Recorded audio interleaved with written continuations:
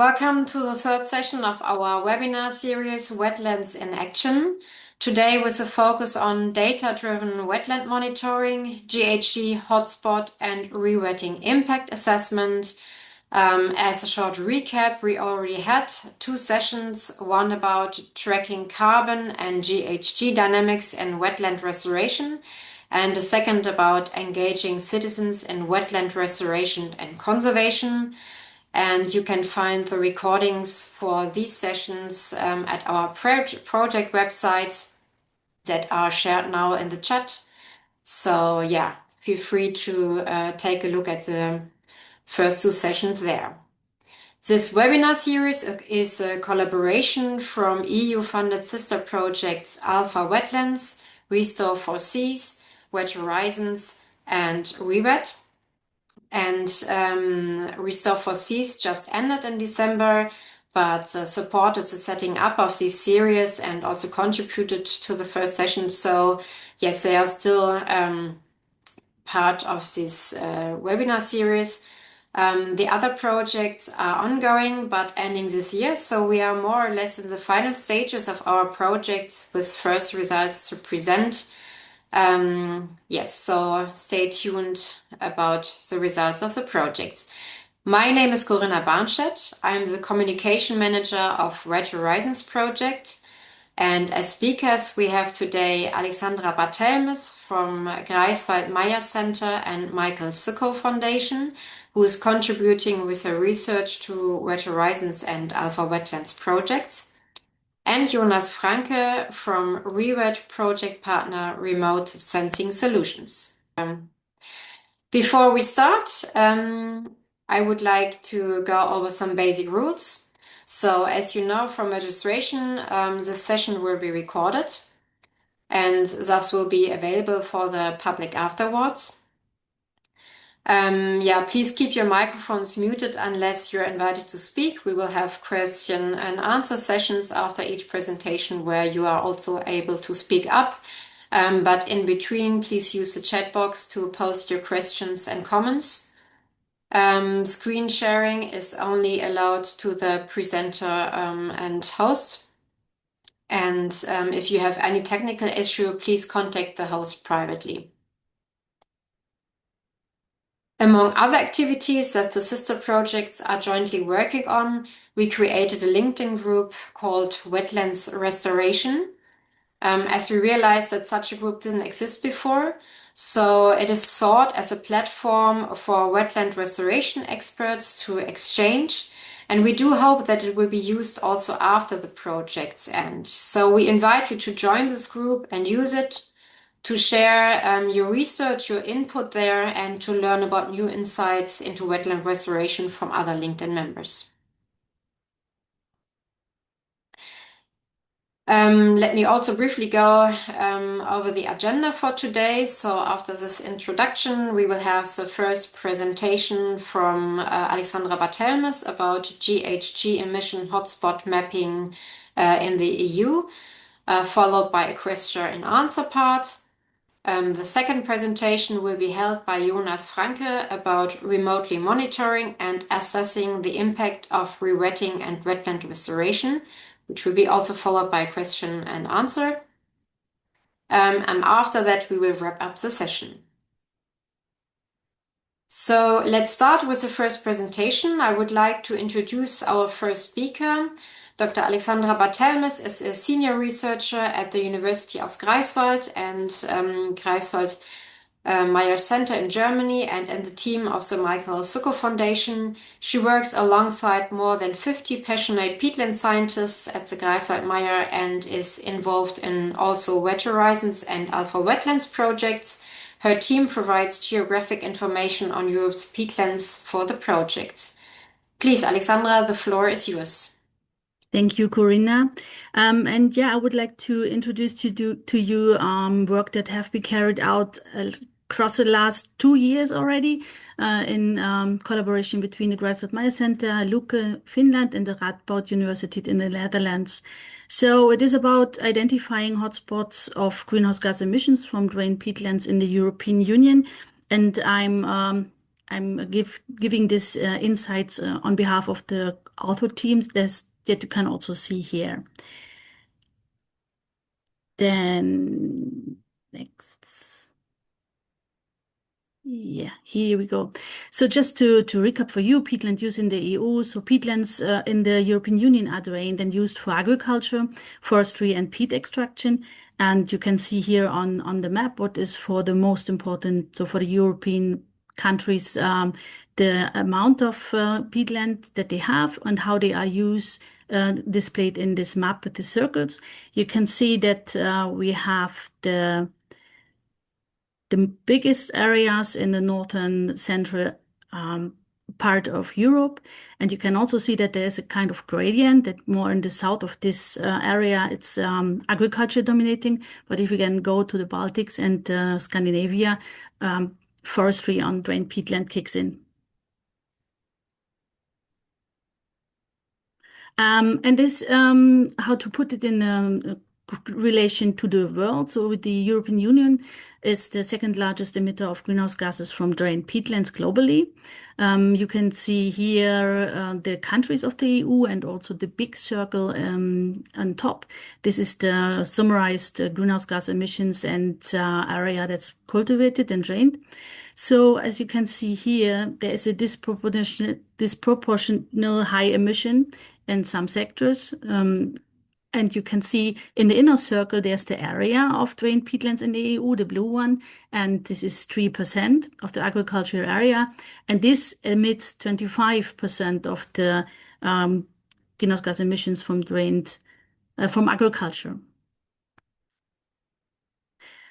Yeah, I just said it. So about 25% are agriculture emission of the agriculture emissions are from peatlands, but they only cover 3% of the area. So this raises the question, where are the hotspots of greenhouse gas emissions? And what do we need for that? So we need to have a peatland map. We need to have the land use map that stratified the peatland area into common land use types. Then we need to have appropriate greenhouse gas emission factors. And based on the area data, the emission factors, we can produce an emission map. And out of this emission map, we produced a greenhouse gas emission hotspot map. So the projects ALFAwetlands and WET HORIZONS, we updated the European peatland map that has been firstly published in 2017 from Tannenberger et al. And we're doing kind of different things. Commonly, we can distinguish two approaches, two basic approaches. The one's the top-down, where you use remote sensing modeling or modeling, or nowadays also AI, to predict global or European continental peat distribution. But the opposite of it is what we are doing, this bottom-up process. So we aggregate national, regional, and local data set for a global or European extent. So the peatland map is a bottom-up amalgamated spatial mosaic layer, and it's based on more than 100 single input data sets for Europe. The definitions are largely in line with IPCC 2006 and IPCC 2014 definition of organic soils. So the European peatland map, the updated version, is part of the European wetland map from Tegeltmeier et al. 2025 and has a EU plus coverage that you can see here. On the left, the coverage, on the right, the new map that is also in full detail available for download. Here you see also quite interesting, but maybe for look it up in detail later. This blue on the left, this blue map shows when this integrated data set has been released. Most of the data sets that we have, national data set that we have included, is not older than 2013, and a lot of them just has been recently between the last published the last 5 years. So then we need land use data sets to stratify the peatland area. So we use the EU crop map from Ghassemi et al. 2024. So it's based on satellite images of 2022. It has a 10-meter spatial resolution and delineates the most common crops grown in the EU agricultural parcels. But we were thinking, so it's not including non-agricultural areas, for example, forestry, no grasslands within crop rotation, and not includes countries outside the EU. And therefore, we also used this map. There's a continental Europe land cover mapping at 30 meters resolution based on Corinne. So this data sets from Parente et al. 2021. So this is providing annual consistent data sets for the years 2000 to 2019 and a resolution of 30 meter for gap filling in the crop map. And on top of that, we also used the earlier EU crop map from Adimonte et al. 2021. This is based on satellite images of 2018, and we extracted the grassland within crop rotation that is in the later version of the map not available. So then we have the peatland map that we need. We have the land use data sets. So we put it together, and these different data sets and the peatland map resulted in 80 single land use types on peatland that we then aggregated back into 5 main classes for the European-wide assessment. So grassland, cropland, forestland, wetlands, in particular peat extraction, and build up settlements and infrastructure. And this is how this EU emission map looks like. You can see here, they are actually mostly small and not red visible, but 25% of all croplands on peatland are located in Germany, UK, Lithuania, Poland, Finland, Hungary, and the Netherlands. What is better visible is the green, so it's also larger areas. 75% of all drained peatland for grassland occur in Germany, the UK, Poland, Ireland, Iceland, and the Netherlands, whereas almost all, so more than 85% of forestland is drained forestland on peatland, located in Finland, Sweden, Poland, Estonia, Lithuania, and Latvia. And you can also see the very big part of undisturbed peatlands, not drained, not used. This is found in Northern European countries, together with the UK, Ireland, and Iceland. The next step is then that we applied additional drainage and nutrient levels. So we're doing this, for example, using the biomass productivity map from 2013 as a proxy. So we took some assumptions. The first is the biomass productivity has not changed between 2013 and 22, as nutrient contents in peat soils does not change in short terms. So we have then, for this grassland area, a stratification into high biomass production. So this is deep drained and nutrient rich. And low biomass production from the third map we translated into shallow drained, nutrient poor. The same we did for the forest land area. So we now have in the map the nutrient rich and nutrient poor divided forest land. And then we, of course, needed emission factors. Here you see the emission factors that we have applied. We have differences for the boreal and temperate, different emission factors for the boreal and temperate region. We have used, we have covered the greenhouse gas and gases, carbon dioxide, methane, nitrous oxide, but also this DOC and the emissions from ditches are included. So yeah, you can see. So we used the global warming potential from IPCC, the assessment report 6. And then we see here this greenhouse gas emission map on peatland. In blue, you have 0 emissions, and in deep red, the highest emissions of up to 36 tons carbon dioxide equivalents per hectare and year. And we summed up the annual greenhouse gas emissions from drained peatland in the EU to 232 plus minus 56 million tons CO2 annually. So the highest emissions of greenhouse gases from drained peatlands are observed between latitudes 50 and 55 north. You see it here in the figure, also in the map. So the low emitting, mostly undrained or boreal forested peatland are concentrated in Finland, Sweden, and Scotland, so the bluish ones. And shallow drained grassland are mainly found in Estonia, Latvia, Lithuania, Ireland, and the United Kingdom. So we almost have it all. So we have the stratified area for peatland, for land use, the emission factors, the emission map, but now we created the greenhouse gas emission hotspot map. We used the biscale package in air from Brenner et al. 2022 to derive the greenhouse gases hotspots. So this package created a 1 kilometer resolution column map while analyzing the variables: one, peatland density, so the amount of peatland per area, and second, cumulative peatland greenhouse gas emissions per area. And then we arrived at this very beautiful greenhouse gas emission hotspot map, which is the core result of this work. The hotspot map for drained peatland area and greenhouse gas emission density in the EU plus at the 1 kilometer grid.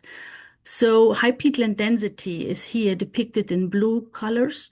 The high emissions intensity is depicted in red. And if we have simultaneously a high peatland area and high emissions, then the color change to purple. So this is how you can read this map. Overall, peatland greenhouse gas emission hotspots are responsible for almost 40% of the total peatland greenhouse gas emissions, despite covering only 70% of the total peatland area of the EU. The highest relative emissions, high emissions from less area, are found in northwestern Germany, the northeastern Netherlands, in northeastern Germany, southeastern England, and Western Netherlands. So these are these hotspots that you can see here in Germany, and then also in Western Netherlands and in Great Britain. This one are the most dense greenhouse gas emissions from drained peatlands. Further emission hotspots are located in northeastern Poland, in northern England, northwestern Ireland, and the Baltic states. So regions with high greenhouse gas emissions from peatlands, because there are large area of peatlands, include the Central European Plain, Alpine foreland of Germany, and the Pannonian Basin. Blue colors indicate the peatland area hotspots. So with blue colors, we have hotspots where a lot of peatland is there and still not drained or degrading or emitting a lot of greenhouse gases. These are the hotspots of peatland area, and they are especially in Finland, in Sweden, and Scotland. So conclusions and outlooks. Our effort demonstrates that spatial explicit greenhouse gas emission maps from drained peatlands can be produced by combining available data, and we can get also can be done across Europe. In the EU plus, the temperate regions, 50 to 55 north, are emitting most greenhouse gases from drained peatlands. The regional greenhouse gas emission hotspots can be identified and be used to guide targeted greenhouse gas emission mitigation action in context of climate change mitigation. And the upcoming results from ongoing Horizon projects will further qualify critical input variables, SEG, for example, an EU plus spatial drainage dataset, and more regionalized greenhouse gas emission factors, on which we actually now heavily working between the sister projects ALFAwetlands and WET HORIZONS. So I thank you and looking forward to still collaborate on to continue collaborating on European peatlands, and would like to have a special shout out to the leading author of this study, to Quint van Giersbergen. Yeah, I thank you. Yes, thank you so much, Alexandra, for the insights. It was very, very interesting. And so now we will have our question and answer part. And so this is a great chance for you to address Alexandra for the questions or comments that you have. You can write them down in the chat, or you can let us know and speak up. But for the moment, I already have a question. So, in the map that you showed, there were some white countries, like Slovakia or some Balkan countries. Yeah, why are they more or less white?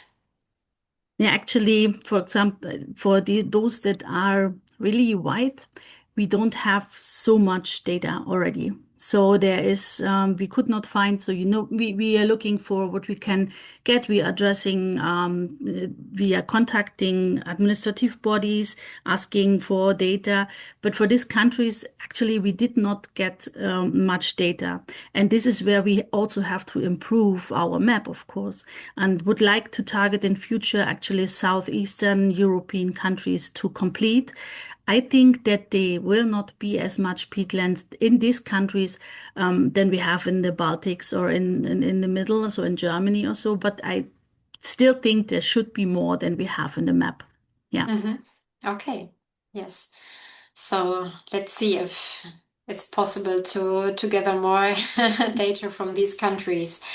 And also another question is that we know that Finland has huge areas of drained peatlands, but why are there no GHG hotspots?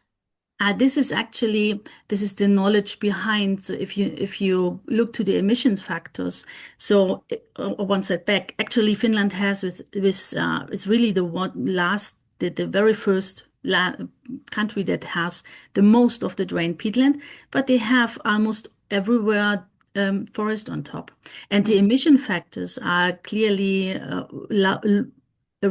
widely lower in forest than in cropland, for example. And this makes the hotspots not for this area because we don't have these emissions. If you have a cropland in temperate region, this is you can have up to 35-6 ton of CO2 equivalents. But if you have a boreal forest, it is only 1 or 2 tons CO2 equivalent. So it makes really a difference. It makes a difference already within the temperate zone, but then if you come to boreal, there are other drivers that minimize the emissions there. Yeah. Okay, interesting. Yes. Yes, so yeah, addressing the audience, this is your chance to ask the expert herself. So don't hesitate. Open up your microphone or put your question in the chat. If there's something you want to know more in detail that you didn't understand or whatever, yes, let us know. There's a few more minutes for questions.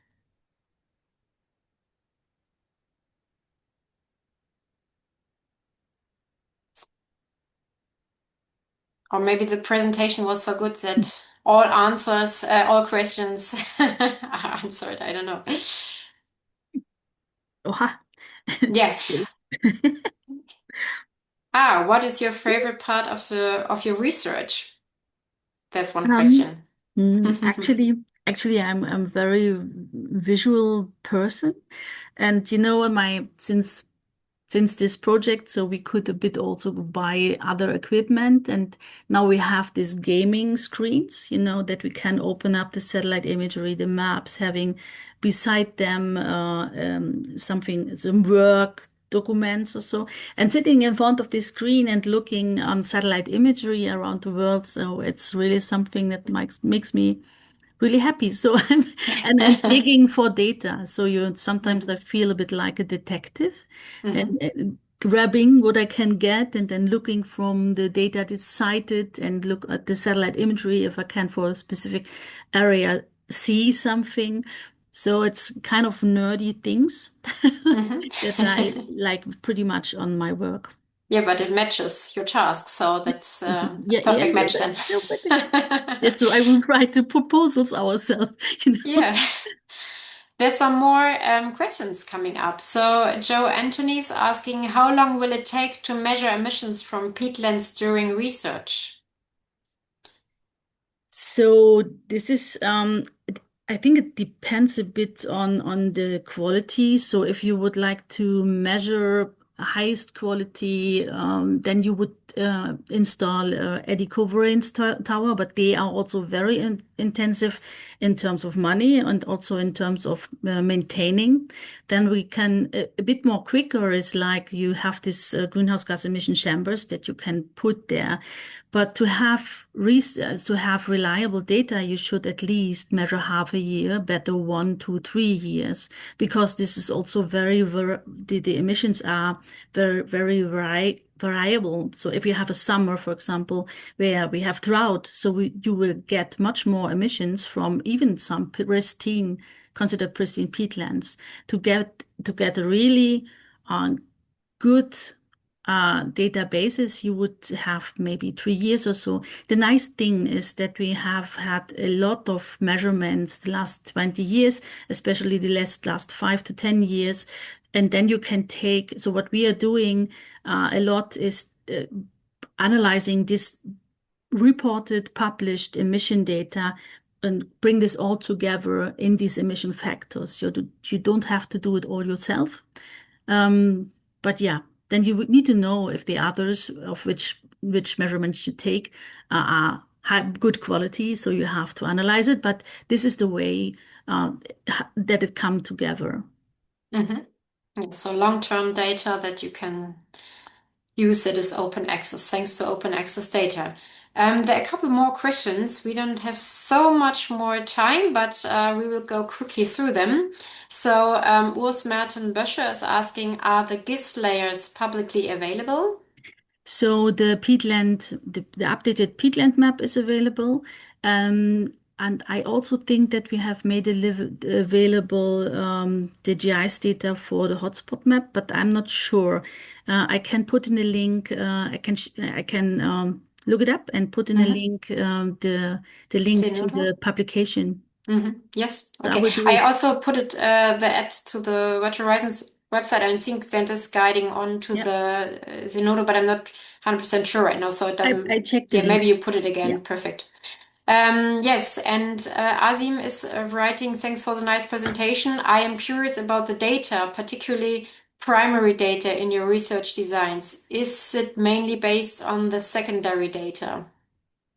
Actually, we use we like to use secondary data that for example, for Europe. So we have a lot of the data sets we have in there is also used for national reporting on greenhouse gases.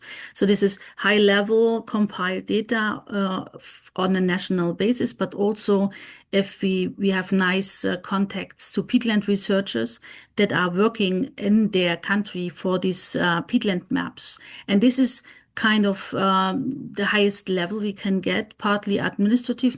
Not every country has good national data, but for the the peatland ridge in the northern and central Europe, um, I think these are the best data available that we get from these national bodies. And the other thing is that we trust good colleagues and take their data. In Mhm. Europe, for the southern ones, we have included some own data that we have found. So, for example, we found a report on a peatland, and there is given coordinates, and then we take the coordinates, look it up, and if it look good to us, we put it in a map. But we always say in the tables which data is where, so that we keep track on what we used and how we developed. More on the global level, especially tropical, we also do some remote sensing here, Google Earth Engine based random forest mapping or probability mapping. Yeah, but for Europe, it's mostly secondary, but good Mhm. secondary. Good secondary data. All right, thank you. One last question that we discuss now, and the one afterwards is maybe something you can check when the next presentation is running. So Mike Schuring is asking, is there a need for a plan for any ground truthing of emission factors used? How reliable are the emission factors across the wide spatial area used? Of course, we could have better if we would do more research or get more funding. I think it's like if you we need to do something about the emissions, and we have some yeah science going up the last 20 years about that. It can always be better, I think, but we also see now a lot of, for example, the FAO, the Food and Agriculture part of the United Nations, are working since 3 years on updating emission factors. So these are these big compilations, and also in ALFAwetlands and WET Horizons, we are now updating the emissions factors for Europe. And for example, we have really nice work done from colleagues from GFZ in Germany, where they have now for rewetting a temporal stratification. So it means that the first 5 to 8 years we have high methane, then it's a consolidation phase, and after about 15 years after rewetting, we get a decent sink in carbon, and also methane is almost out again. So watch out. I think we have done nice things that need now to be put together between the projects and then published. So I think there will be something, there are improvements underway, but still would be the best, of course, to have much more money, much more people doing much more detailed studies in different habitats or drainage depths or so. But yeah, it's manpower intensive and also costly. Yeah, but I think there will be improvement soon. Okay, thank you so much for all the information. Yeah, Puya, your question will be answered in between that, but I would like to go on to the next presentation. Jonas Franke from Remote Sensing Solutions is presenting about remotely monitoring and assessing the impact of rewetting and wetland restoration. He is a geographer, and his expertise lies in Earth observation and the development of innovative monitoring approaches in a wide range of applications, such as wetland monitoring, renewable energy production, sustainable agriculture, and forestry or fire management. His focus is thereby to implement these methods into operational practices in order to establish Earth observation-based techniques that have an impact on working procedures, but also on environmental policies. So, Jonas, the floor is yours. Thank you very much, Corinna, for the introduction. Yes, I have the pleasure to present our work that we have done in the REWET project, also Horizon Europe funded wetland project, a sister project of the aforementioned projects. So I speak on behalf also of my colleague Werner Wiedemann and my other colleagues who are working on the project. And I would like to give you some ideas how we can remotely monitor and assess the impact of rewetting and wetland restoration. And I would love to do that on the example of the VerifAId Transparency Platform, which I show you in a minute. So the REWET project is on the restoration of wetlands with the aim to minimize emissions and maximize carbon uptake. And we are also focusing on a long-term strategy for climate mitigation. The project is led by our colleagues from our Spanish colleagues from IDENA, and we are part of a larger consortium. REWET has, on the upper right-hand side, you see the open labs. So we have established open labs, several types of wetlands, partly peatlands, spread across Europe, in which we are mainly working and doing our REWET work. Wrong direction, sorry. So monitoring wetland restoration is always challenging. This comes with the nature of wetlands, because wetlands are, from my perspective, one of the most kind of diverse ecosystems we have. Wetlands can be large, dynamic, and heterogeneous. The hydrology and the vegetation can change rapidly, and particularly with season. While, for example, we see some rapid changes across seasons, it might take a long time until you see restoration efforts or restoration impacts, which can take years. Alexandra was just mentioning, for example, the emissions in terms of the methane relating to the water table. So you have actually only long-term kind of effects in some parts. So field-based monitoring is always key, but this field-based monitoring cannot be realized continuously and at full coverage, because field-based monitoring is always location-based data, and which is representative for a certain point in time when, let's say, observer is in the field. So that's why there's an increasing demand for transparent and comparable data to demonstrate wetland restoration impacts, and there particularly Earth observation data can play an important role. This is why we in REWET are demonstrating a digital monitoring, reporting, and verification system, a short DMRV, which integrates latest Earth observation data and Earth observation-based insights. The advantage of Earth observation data for wetland monitoring is that there is global coverage, so it can be done everywhere. We have regular updates and at full coverage, and it's a physics-based measurement, which is pretty objective and can provide really good data-driven insights into wetland threats, wetland status, wetland restoration efforts. And by implementing these kind of technologies, Earth observation technologies, into a digital MRV platform allows for a consistent monitoring and reporting. It can be easily scaled because we are not only interested in certain wetlands, we would like to, let's say, monitor, for example, all wetlands in Europe. And such DMRV system could also be used for transparent communication of restoration impacts and results of restoration efforts. Just to give you an example on, for example, Earth observation-based data and insights, which we are adapting for wetland restoration in REWET.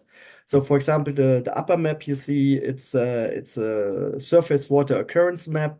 So this is derived from, for example, from Sentinel-1 data. It's a radar sensor, very sensitive to the appearance of water, where we can see over a certain period of time how often a certain area is inundated, which can help to differentiate, for example, permanent water bodies from seasonally flooded areas in wetlands. Another innovative approach is that map in the back, which provides us insights on wetland use intensity. So this is derived from satellite time series from optical data, in order to see, it actually quantifies the land use intensity, which can impact actually the wetland status. So here you see an area which is surrounded by agricultural fields with a very high land use intensity, while within the boundaries, the wetland itself has pretty low land use intensities. Earth observation data can also provide land cover insights and changes. For example, if you would like to see what has been before a certain restoration effort, how does it look like after a certain restoration effort. Earth observation data can be used to assess the cross-primary productivity, which indicates actually carbon capture by the vegetation. And also we are implementing in REWET field-based sustainability indicators in that DMRV platform. For that demonstration of a DMRV platform, we are using our existing VerifAId Transparency Platform. The main, let's say, purpose of that existing VerifAId Transparency Platform is to support actually transparency and gain trust in nature-based solutions. So you can onboard any kind of area globally, any kind of nature-based solution project on that platform in order to track the progress and give Earth observation-based indications on impacts of these different projects. So our target users are nature-based solution project developers, corporates and investors who wants to, let's say, fund these projects or invest in these kind of nature-based solutions, publics to inform public stakeholders, to engage with researchers on in these kind of nature-based solution areas. But here in REWET, we are demonstrating our REWET work in the open labs in that kind of DMRV platform in order to provide kind of a data-driven monitoring of our work. I'm now switching to a live demonstration of the platform. I hope that works. You should now see actually this kind of map. This is our VerifAId Transparency Platform where we onboarded our open labs that we are working on in REWET. You see it spreads from Finland to Portugal. You see here actually the projects or the open labs that we have in REWET. Let's go to Portugal. It's a beautiful open lab that we have here in REWET. It's the Pol de Gaucha Nature Reserve, which is located in a small village called Alpiarsa. It's an inland peatland, partly wooded peatland, but particularly, as you see already on that map, there's quite some high land use intensity around that peatland, that wetland. And let me see.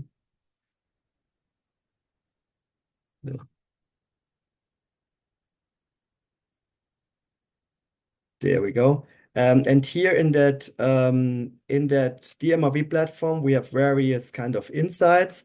For example, from very basis information, let's switch to English. Like, for example, a digital elevation model gives us already quite of a very rough indication of, for example, hydrology. We have indications on forest height or tree height in the area, and, for example, also land use.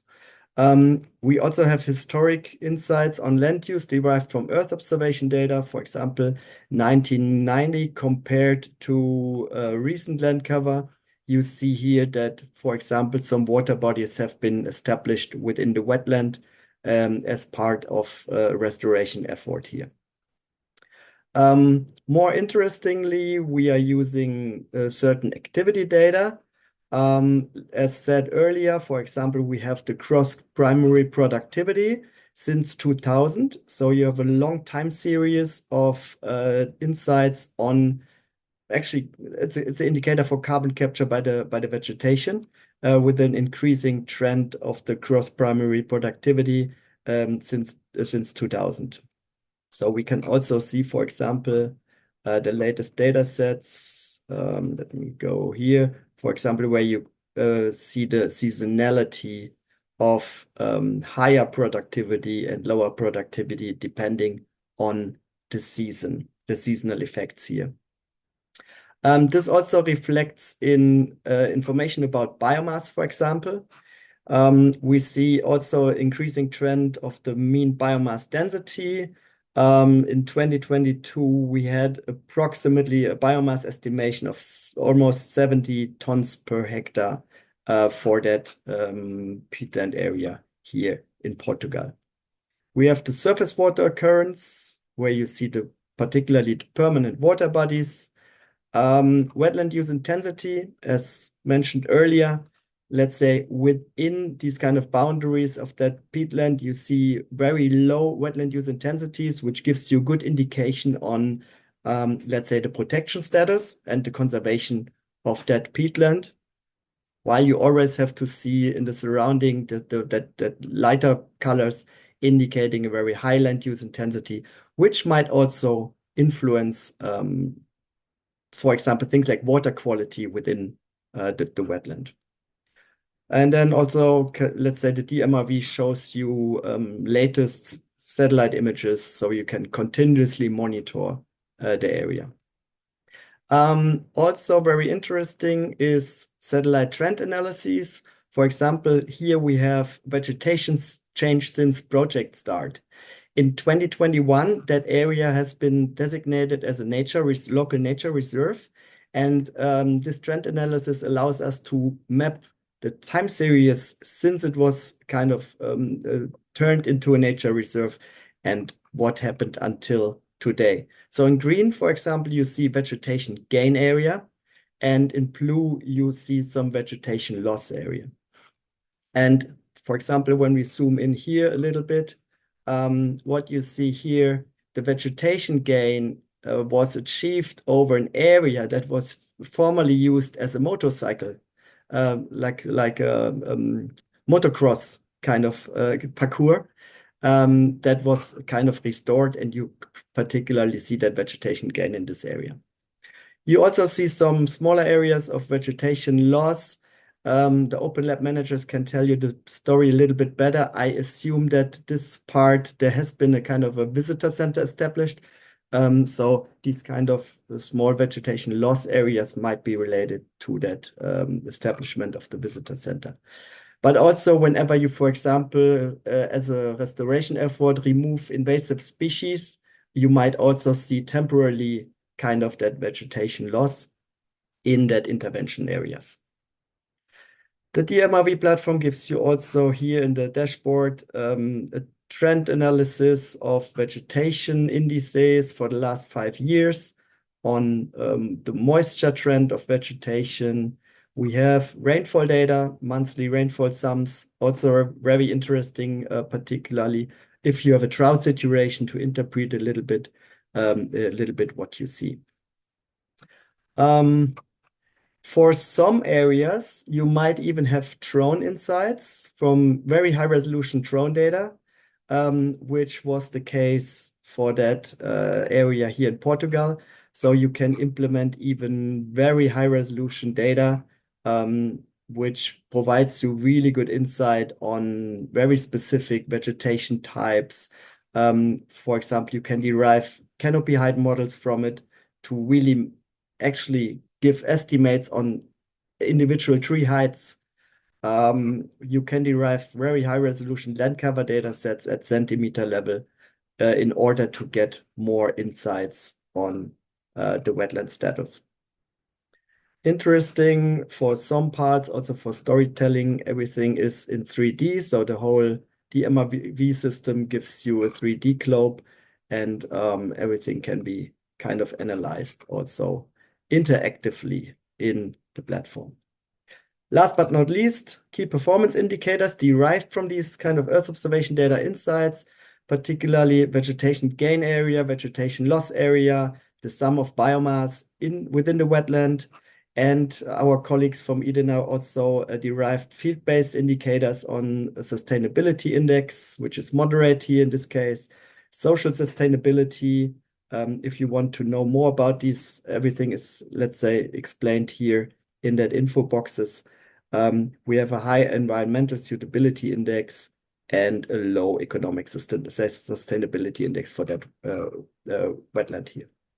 And this allows us... Sorry to interrupt you, but we don't have so much more time, and we want to give some space or some time for questions to you. So yes, yes? I'm actually done with that slide. Okay. So Earth observation-based insights, and particularly the use of DMRV, can really play an important role when you would like to monitor and demonstrate the impacts of wetland restoration. And yeah, thank you very much for your attention, and I'm looking forward to any questions. It was super interesting. Thank you very much, Jonas. So I will quickly go to the first question that was raised by Victoria. Do you also provide the fire smoldering monitoring, she asks. Sorry, say it again, I didn't understood. Yeah, she asks, do you also provide the fire smoldering monitoring? Okay.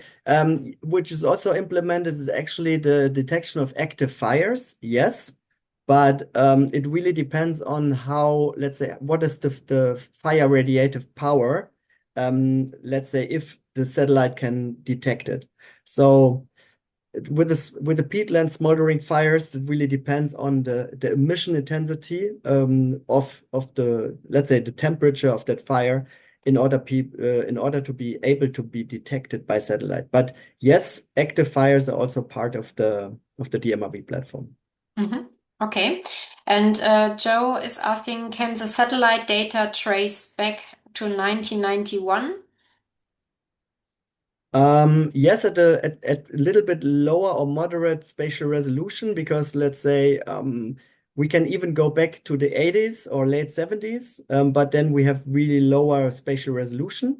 But this is a major advantage of remote sensing, because with the Landsat legacy, particularly from that NASA satellites, we can track back really long times in order to see changes in the wetlands. Which we also used here. For example, for Portugal, we mapped the 1990 land cover to compare with the most recent land cover. Mm-hmm.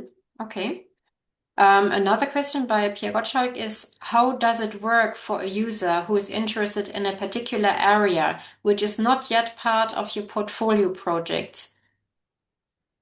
Yes, so in REWET, so far we onboarded our open labs, but generally, because let's say we would like to demonstrate the capabilities of such DMRV platform and Earth observation-based insights in these open labs, where we have detailed knowledge about the situation on the ground.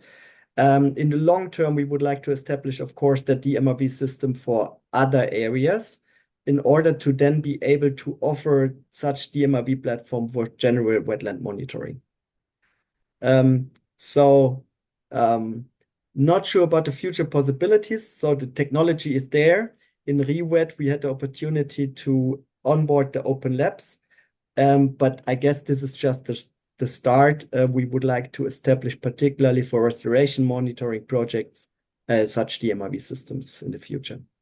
Okay, yes. Are there any other questions from the audience? Otherwise, I would raise another question. So REWET was working in pilot sites. How scalable is this wetland monitoring approach when thinking on a larger European approach? Yes, so actually the platform itself, let's say a DMRV platform should be easily scalable. So because as long as you have globally available data, it can work everywhere. So the platform itself is easily scalable. It always depends. Let's say a DMRV platform is only as rich as the data. For example, if you would like to have a European monitoring approach, you need the insights from it. For example, the surface water dynamics, the wetland use intensity needs to be produced at a European level. But for this, I can change quickly my head. We are also involved in the Rest of Seas project, where we lately developed a pan-European map on the wetland use intensity in coastal zones. So the data is already been published, and we are currently also publishing that study. So the data will be available soon openly. Okay.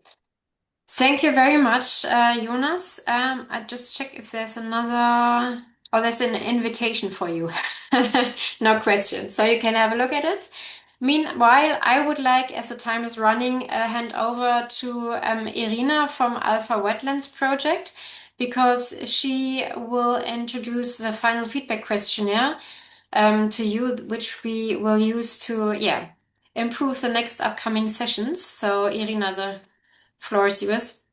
Thank you, Corinna. First of all, I'm really glad to see this interaction and that we really brought up the topics which are interested for audience. And as usually, we would like to have your feedback in the end of this webinar, and we will have only two questions. So the first one, did you like or not this webinar? And the second one is how, in one sentence, you see you can apply the knowledge from this webinar in your work, activities, or research. So after the webinar is over, please take few seconds to fill out the questionnaire. You will see it on your screen. Thank you. Thank you, Irina. There's another question for Jonas. Maybe you can answer it directly in the chat, because we need to proceed. So I would like to take advantage of this session to advertise the next session, our fourth session, on the 10th of February, same time, 11 o'clock, and it will focus this time on remote sensing of wetland and peatland dynamics, restoration and carbon emissions. And one presenter is even online today, so Puya, we will listen to you next time. The registration is currently open, and the link will be shared by, or was just shared by Irina in the chat. But you will also find it at our sister project websites and at the LinkedIn group that we mentioned before, and that I will show you one more time here. So yes, we are happy if you join and support this group so that it stays alive even when the project ends, and that there will be a further exchange. Yes, last but not least, I would like to thank our wonderful speakers, Alexandra and Jonas, for their presentations and sharing their knowledge with us. I would like to thank the audience for participating in this session.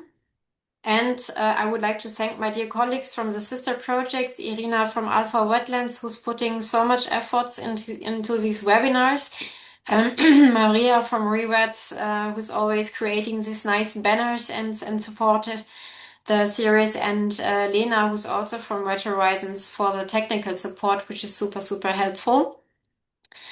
And yes, if there are no further comments, I think, yeah, we're good in time, 3 more minutes.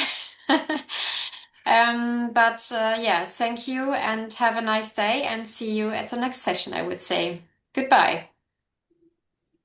Thank you for organizing, Corinna and Irina. Goodbye. Thank you. Thank Bye-bye. you. Bye-bye.